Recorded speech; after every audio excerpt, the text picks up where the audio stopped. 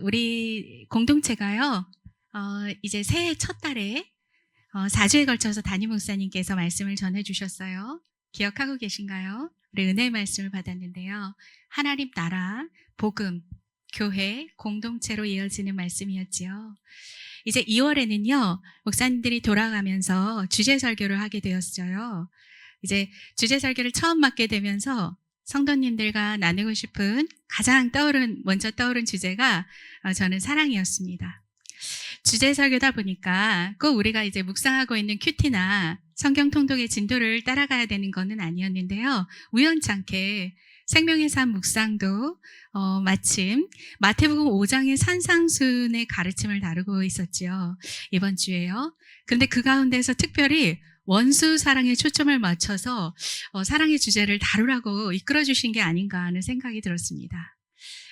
우리가 원수라는 단어를 떠올릴 때 말이에요. 원수 마귀 이런 표현을 우리가 자주 들어서인지요. 먼 나라나 멀리 있는 어떤 흉악한 대상을 두고 하는 말 같이 여겨지지요. 그래서 제가 궁금해가지고 원수의 사전적 의미를 좀 어떻게 정의하고 있는지 검색을 해봤거든요.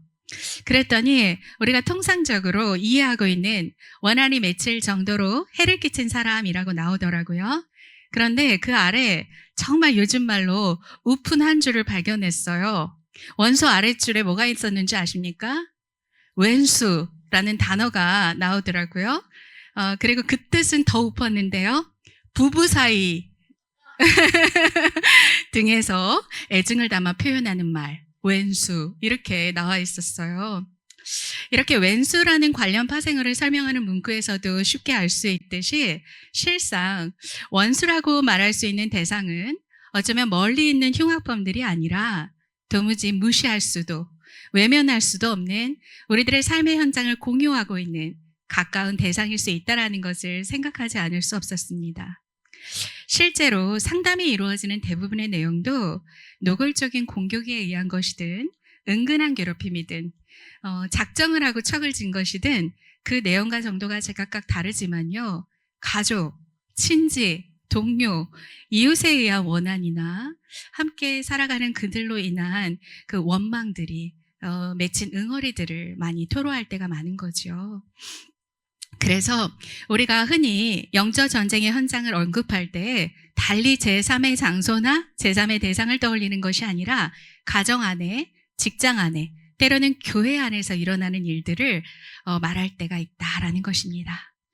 저와 여러분의 실제 전장지, 전방, 그것은 바로 가정과 직장이라는 것입니다. 그도 그럴 것은요, 가정이라는 그 한 지붕 아래 한 울타리 안에서 살아가는 식구들 간에는 말 한마디나 표정 하나에도 얼마나 오해가 생겨납니까? 그러면서 감정의 골이 깊어지지요.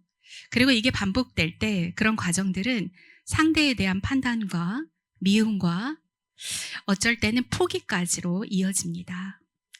직장은 또 어떻습니까? 공정하지 않은 평가가 얼마나 많아요. 그리고 무시를 당하지요. 그리고 책임을 또 항상 전가하는 분이 계셔요. 애석하게도 정치적 이슈까지 결부되면 억울한 음해나 모함도 난무하는 것이 일터일 수 있다는 것입니다. 참 억울하지요.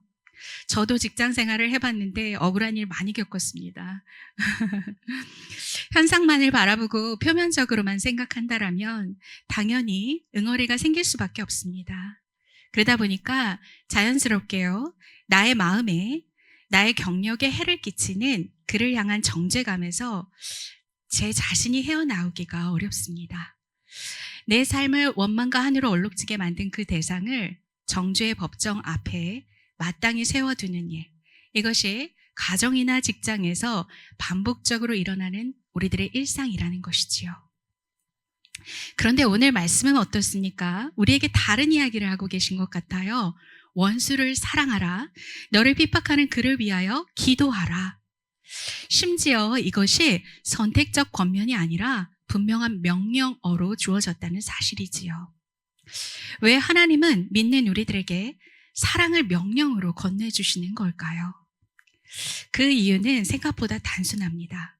사랑은 우리들이 생각하듯이요, 성격이나 감정의 영역이 아니기 때문입니다. 하나님의 자녀로 살아가는 삶의 원리이자 방식이기 때문이지요. 그리고 이것은 더 자세히 들여다보면요, 우리가 어떤 법정 앞에 서 있느냐의 문제이기도 합니다. 오늘 본문을 읽은 여러분에게 이런 의문점이 좀 생기실 수 있을 것 같아요. 네 이웃을 사랑하고 네 원수를 미워하라 하였다는 것을 너희가 들었으나, 바로 이게 마태복음 5장 44절의 기록이거든요. 그러면 구약의 율법은 하나님의 자녀들이 원수를 미워하도록 제시를 하고, 예수님의 가르침은 구약의 율법과 다른 요구를 하고 계신 걸까? 이런 의문이 들 수 있다라는 거지요. 그런데 그렇지 않습니다. 예수님은 여기서 구약을 인용하신 것이 아닙니다. 구약 어디에도 네 원수를 미워하라는 명령어, 그 워딩은 없습니다. 레위기 19장을 보시면 이웃을 자신의 몸처럼 사랑하라 말씀하시기에 앞서서 미움을 품지 말라고, 원수를 갚지 말라고, 원망하지 말라고 말씀하시고 계세요. 그것이 하나님 백성의 삶의 제시였지요. 그럼 네 원수를 미워하라는 이 말의 출처는 어딜까요? 당시 유대 지도자들이 율법을 자기 유리한 방향으로 해석을 해서요, 만들어낸 관습이었지요. 그것을 예수님께서 드러내신 것입니다. 그들은 이웃의 범위를 편리하게 제한을 했어요. 그리고 율법의 정신에는 무관심했습니다.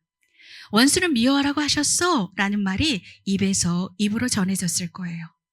당장은 얼마나 편리하겠어요? 그러니 어쩌면 그 출처는 당시 유대 지도자들뿐 아니라 삶에서 그들을 적용하고 입술로 전하는 모든 육체가 아닐까 싶습니다. 저를 비롯해서 말이지요. 성경의 시대 속에서만 그런 것이 아니라 그런 관습을 더 쉽게 우리가 우리 삶의 방식으로 나의 복음처럼 나의 바이블로 소장하게 된다는 것이지요. 이 세상이 해석을 해주고 이 세상이 손쉽도록 우리에게 쥐어주는, 적용해주는 그런 인스턴트적인 사랑이 우리가 더 편리하지 않습니까? 내게 참 이로운 사랑이, 그게 참 듣기 좋고 보기 좋고 걸어가기가 참 좋지요. 우리가 눈을 뜨면 우리 앞에 그런 사랑들이 제공되고 있는 것 같아요. 그리고 이것은 우리도 모르는 사이에 당시 유대인들의 관습처럼 우리의 관습이 돼버리지요. 율법의 본래 목적은 사람을 살리는 것이라는 것을 우리가 놓쳐서는 안 되겠습니다. 하나님께로 가까이 나아가 그분의 뜻을 이루도록 우리를 이끌어주며 하나님의 거룩하심을 닮아가게 하는 것이지요. 그러나 참 놀랍게도 시간이 흐르면서요, 율법은 그런 정신은 남지 않고 정죄의 도구가 되고 말았습니다. 규정과 기준을 가지고 상대의 결격 사유를 찾아내지요. 모자람들이 더 빠르게 보입니다. 저 사람이 문제다. 저 사람이 틀렸어. 그래서 내가 이렇게 되었지. 누가 더 잘못했는가의 시시비비를 가리는 것에만 우리가 그 율법을, 그 기준을 사용하게 된다는 것입니다. 이 법정은 누구의 법정일까요? 하나님께서는 판단은 내게 맡기도록 가르치고 계신데요. 이 법정은 내가 판사가 되는 일이지요. 내가 그 상대의 인생을 종지부하는 망치를 꽝꽝 두드릴 수도 있게 되는 일이라는 것입니다. 그리고 우리의 주 하나님, 우리의 주님이 되시는 하나님이 방청석 어딘가로 밀려나실 수 있는, 그 나아가서는 법정 문 밖으로 나가셔야 하는 일이 될 수도 있다는 것입니다. 여기까지 말씀을 나누었을 때 저와 여러분의 삶의 현장을 각자가 떠올려 볼 수도 있겠지만은, 오늘은 우리가 함께 특별히 모두가 잘 알고 있을 성경의 한 장면으로 함께 가봤으면 좋겠어요. 사실 유쾌한 장면은 아닙니다. 요한복음 8장, 가늠하다 잡힌 여인이 성전 한가운데로 끌려 나와서 동네 시민들이 막 던질 돌을 맞기 일보 직전에 그 장면 앞에 우리가 함께 서보지요. 그 현장에는 어린아이부터 어른들, 그리고 예수님이 계셨어요. 몇 개월 전에 제가 빛 대신 예수님을 전하기 위해서 다루었던 본문이라 익숙하실 것 같습니다. 늘상 이 본문을 볼 때에, 그리고 그때 본문을 설교했을 때도요, 그 가늠하다 잡힌 여인으로 인하여 직접적으로 커다란 상처를 입었을 대상은 미처 떠올리질 못했습니다. 그저 사람들만 보였어요. 제가 그림 설교를 한동안 했었지 않습니까? 제가 만약에 그 당시에 이 그림을 그렸다면 동글동글동글 무사람들을 그냥 똑같이 동그라미로 처리했을 것 같아요. 그런데 거기에서 정말 고통당하는 그런 서 있는 분이 계셨을 수 있겠다라는 것입니다. 이 본문을 다시 묵상을 하는데 가늠하다 현장에서 잡혔다면 그녀를 고발한 피해자 혹은 피해자들이 있었겠구나. 바로 그 현장의 말입니다. 그럼 이렇게 생각해 보실 수 있겠어요? 예수님께서는 그녀에게 마땅히 원한을 품을 수밖에 없을 그 피해자에게까지도 용서를, 자비를 말씀하시고 계시는구나. 또 눈 감아주고 덮어줌을 기대하고 계시는구나 말입니다. 그리고 결국에 예수님께서 그 땅바닥에 쓰신 것이 무엇일지 우리는 정확히 알 수 없지만 어린아이부터 어른까지 한 사람도 남지 않고 손에 든 돌을 내려놓고 그 현장을 떠났다라는 구절을 우리에게 분명하게 보여주고 있습니다. 그 구절 속에서 우리는 예수님께 설득되어서 손에 든 돌을 떨구고 돌아갔을 그 피해자를 발견할 수 있다는 것이지요. 그리고 그는 더 이상 피해자가 아니겠구나 하는 생각도 우리가 해볼 수 있어야겠습니다. 유대 지도자들이 해석한 율법과 우리들의 인간 법정만 그곳에 존재하고 있었다고 한번 생각을 해본다면요. 그녀의 미래는 고려가 되었을 리 만무하고 순식간에 마구잡이로 날아드는 그 돌이 그녀를 타격했겠죠. 그 여인 스스로의 죄로 인한 것이었기에 죽음의 결말을 모두들 당연히 여기며 흩어져서 일상으로 돌아갔을 수 있을 것 같아요. 그런데 그 보복과 정죄와 판단이 남긴 것은 무엇일까요? 죽음뿐이었습니다. 누가 수혜자이지요? 죽음의 결말이었다면 죄의 종으로 살아가도록 지배하던 세상의 영은 정말 쾌재를 부르는 순간이었을 거란 생각이 들었습니다. 그런데 생각해 보세요. 나를 상처 입힌 원수의 죽음이 그 피해자를 진정 위안할 수 있습니까? 더 자세히 그 삶을 쫓아가 본다면요. 그 원수의 죽음이 그 피해자의 죽음과 삶으로 연쇄되지 않았을까 하는 고민도 해봅니다. 바로 그곳에 예수님이 오신 까닭이지요. 예수님은 즉시 판결을 내리지 않으셨고 땅에 무언가를 쓰셨고 말씀하셨어요. 너희 중에 죄 없는 자가 먼저 돌로 치라. 이 한마디로 법정의 성격이 완전히 바뀌었지요. 심판의 돌을 들었던 판사들이 하나둘 자리를 떠나고 죄 없으신 예수님만 남았습니다. 판단하실 수 있는 유일한 분이 남았지만 그런 주님은 말씀을 하셨습니다. 나도 너를 정죄하지 않는다. 그리고 중요한 말씀을 하시죠. 그러니 가서 다시는 죄를 범하지 말아라. 이것이 예수님의 법정입니다. 결코 죄를 가볍게 여기지는 않으시지만 그러나 죄인을 정죄의 자리에 묶어두지 않습니다. 목적은 처벌이 아니라 회복에 있기 때문이지요. 율법을 내 관점으로 해석한 우리들의 법정은 죄를 발각하고 수치심을 안겨줄 수 있습니다. 생명을 주기보다요 어둠에 더 갇히게 하는 결과를 낳지요. 그리고 이것은 상대뿐 아니라 자신을, 그를 놓아주지 않는 나 역시도 같이 갇히는 일이 된다라는 것을 우리가 말씀을 통하여서 그 비밀을 깨달아야 하겠습니다.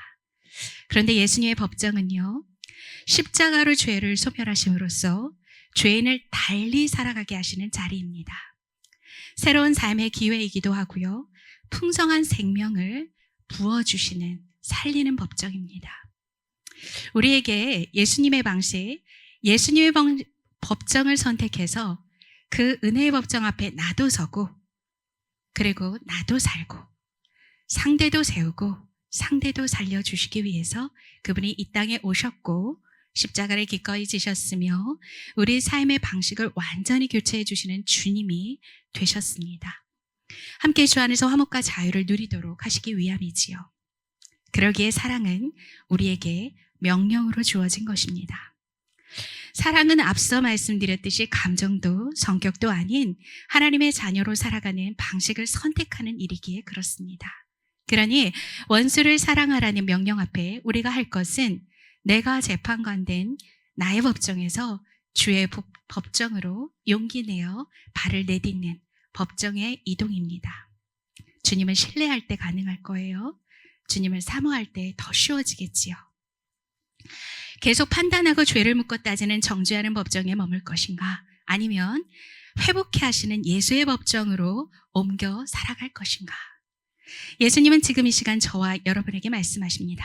원수를 사랑하라, 재판석에서 내려와 다오라는 부름인 것입니다. 여기까지 들었을 때 우리는 자신이 없어져요. 그는 나를 해친 사람인데. 그것은 저와 여러분이 어쩌면 그리스도의 삶에서 매우 중요한 것을 놓치고 있었기 때문이 아닐까요?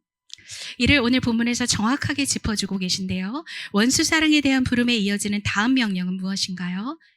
너희를 박해하는 사람을 위하여 기도하라입니다. 우리는 결코 놓쳐서는 안 되는 예수님의 사역의 리듬을 자주 잊어버립니다. 예수님은 이 땅에서의 지상 사역 가운데 밤에는 새벽 미명까지 기도하셨고 낮에는 말씀을 선포하셨으며 삶의 현장에서 그 기도와 말씀이 구체화되는 치유가 계속해서 일어났습니다. 다시 말해서 구체적으로 회복이 일어나는 현장 그 이전에 하나님을 의지하는 기도와 생명의 말씀이 있었다는 것입니다. 그러기에 기도, 말씀, 삶이라는 그 세 박자의 리듬을 놓친, 정확히는 하나님께 의지하는 과정을 놓쳐버린 원수 사랑이란 것은 애초에 성립 불가한 것이자 이루지 못할 무거운 도덕적 윤리 강령이 될 뿐입니다. 또한 이 기도, 말씀, 삶이라는 이 세 바퀴의 축은 참 놀랍게도요, 믿음, 소망, 사랑으로 연결되더군요.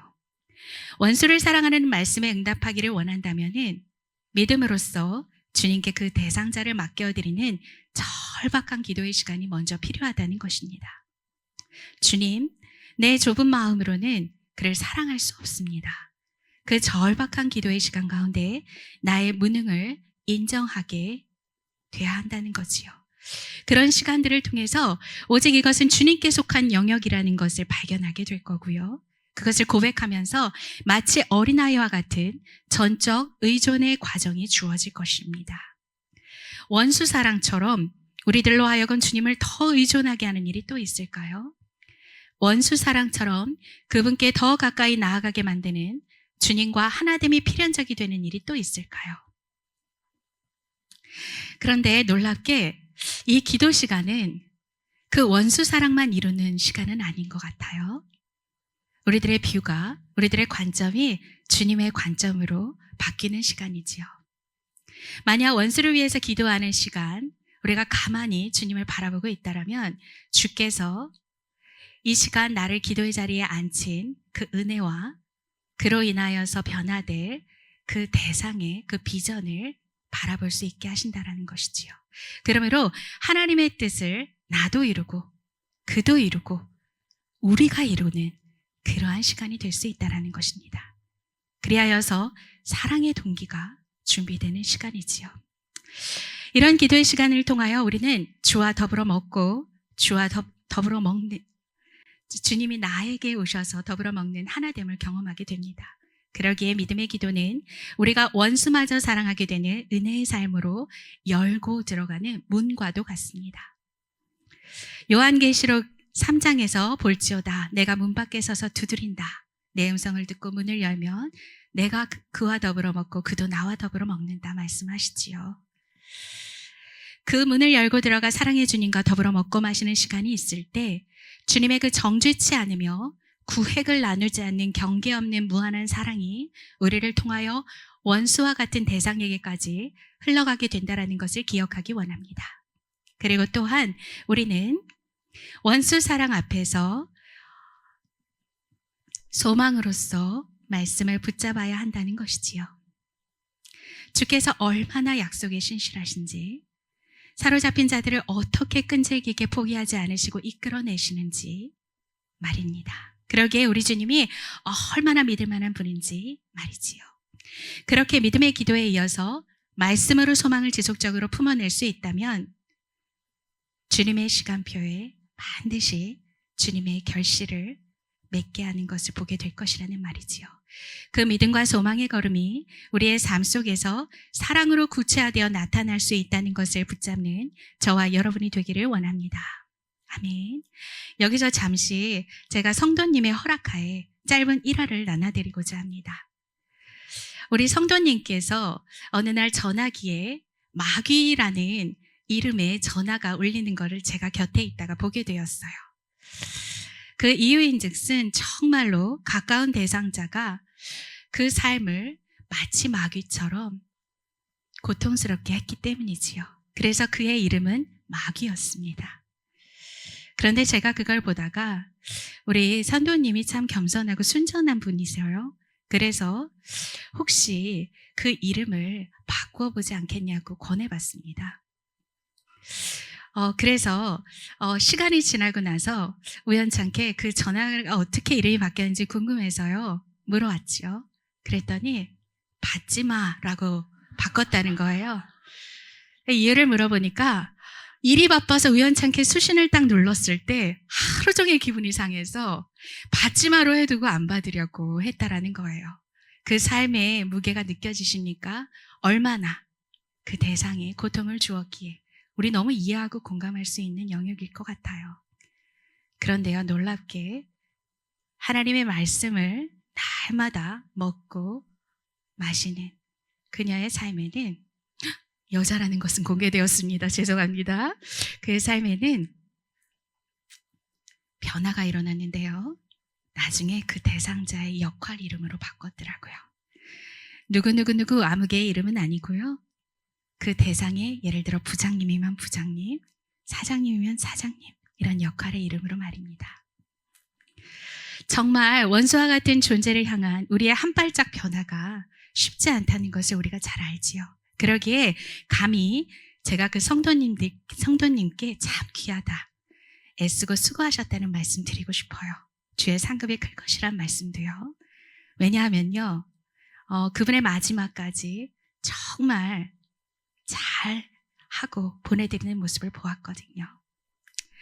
이같이 우리 삶의 구체적인 현장에서요, 내 시선으로는 도무지 사랑할 수 없는 사랑스럽지 못한 대상을 기도를 통해 주님의 시선으로 교체하여 바라볼 때 어떤 일이 일어날까요? 내 입으로는 도무지 고백하지 않던 사랑과 용서의 말들이 말씀을 통해 내 입술에서 사랑의 폭포수처럼 쏟아져 내린다면요, 내 입술이 주의 입술로 사용이 된다라면요, 우리의 삶 속에 그리고 저들과 우리 사이에 어떤 일이 일어날까요? 이를 위하여 앞서 나눈 예수님의 세 가지의 사역의 리듬을 기억하시기를 바랍니다. 성부 하나님을 믿는 믿음의 기도와 지속적으로 말씀을 선포하는 소망의 인내가 사랑의 십자가로 이어졌습니다. 그 십자가는 가늠하다 잡힌 여인을 살리는 근거가 되고 모든 원수 맺는 삶의 화해와 해방을 이 땅에 풀어놓아 주셨습니다. 유다인에게처럼 누군가에게는 이 십자가는 정말 거추장스럽고 나는 정말 하기 싫어, 피하고 싶은 거리낌이 되기도 하지요. 또 헬라인에게처럼 누군가에게는 이 십자가같이 미련퉁이 같은 것이 어디 있다고 여겨지겠습니까? 요즘 말로 무슨 호구가 그런 호구가 있냐라고 생각할 수 있어요. 그러나 하나님의 말씀이 우리에게 증거하듯 그리스도의 십자가는 하나님의 사랑의 현현이며 하나님의 지혜이자 하나님의 강력한 능력입니다. 아멘. 주님의 십자가는 쇠덩이 같은 원한의 응어리를 흔적조차 없이 능히 녹입니다. 아멘. 저와 여러분이 이를 믿을 수 있기를 원합니다. 마귀 자식같이 여겨지는 원수를 끌어안아서 하나님의 자녀로 끝내 회복하시는 참사랑이 주님의 십자가에 담겨 있습니다. 우리에게 상처를 주는 원수와 같은 그 누군가를 향해 스스로 재판관이 되기를 원하십니까? 나에게 해를 끼친 그를 반드시 내가 단죄하리라 다짐하고 살아오셨습니까? 죽음으로 종지부하게 하는 그 정죄의 망치를 두들기기를 원하시나요? 주님이 우리에게 말씀하십니다. 네 원수를 사랑해 다오. 네 핍박자를 위하여 내 앞으로 나와 기도해 다오. 나에게 그를 맡겨 다오. 나의 십자가에 그를 놓아 다오. 라고 말이지요. 주님께서 우리가 죄인 되었을 때 그리하셨듯이 그 진정한 사랑을 누리도록 우리를 초청하십니다. 나를 살리신 주님의 십자가 보혈을 이제 우리에게 원수된 그 대상자의 매여있는 삶 위에 덮으며 기도할 수 있다라면 산상수훈을 시작하며 주신 약속같이 애통하는 그 자리에서, 의에 목마른 그 자리에서 위로를 받고 주님으로 꽉 채우는 하나님의 강력한 다스림, 천국의 비밀을 우리가 경험하게 될 것입니다. 그 사랑의 순례를 통하여 원수가 주의 참자녀 되는 복이 펼쳐질 것입니다. 오늘 본문을 통해서 하나님의 자비로운 은혜와 우리를 향한 하나님의 참뜻을 다시 확인하기를 원하는데요. 좀 길기는 한데요. 44절에서 48절 세번역 성경으로 함께 읽어봤으면 좋겠습니다. 44에서 48절입니다. 시작. 그러나 나는 너희에게 말한다. 너희 원수를 사랑하고 너희를 박해하는 사람을 위하여 기도하여라. 그래야만 너희가 하늘에 계신 너희 아버지의 자녀가 될 것이다. 아버지께서는 악한 사람에게나 선한 사람에게나 똑같이 해를 떠오르게 하시고 의로운 사람에게나 불의한 사람에게나 똑같이 비를 내려주신다. 너희를 사랑하는 사람만 너희가 사랑한다면 무슨 상을 받겠느냐? 세리도 그만큼은 하지 않느냐?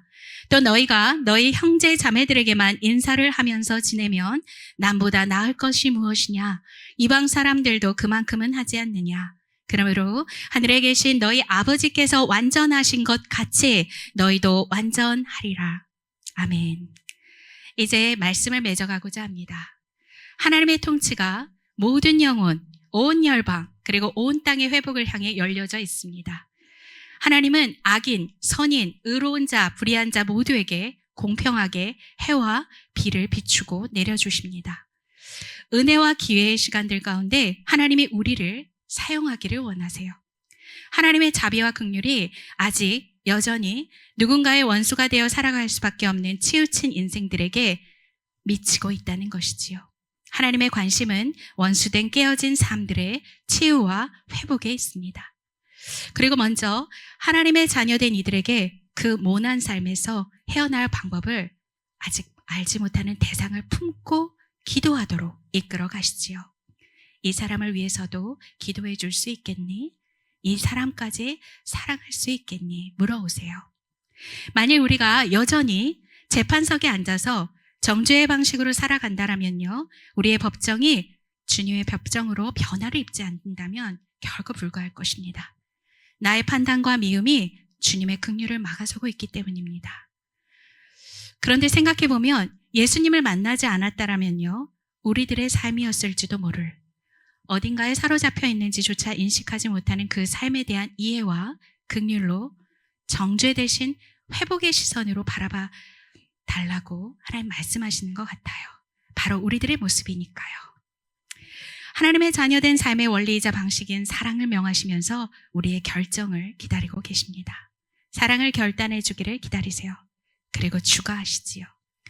하나님께 그 도무지 해결이 안 될 것 같은 바위덩이 같은 문제를 맡기고 정죄 대신 은혜의 법정을 열어주는 자로 살아가라고 우리를 오늘 부르십니다. 원수를 사랑하라.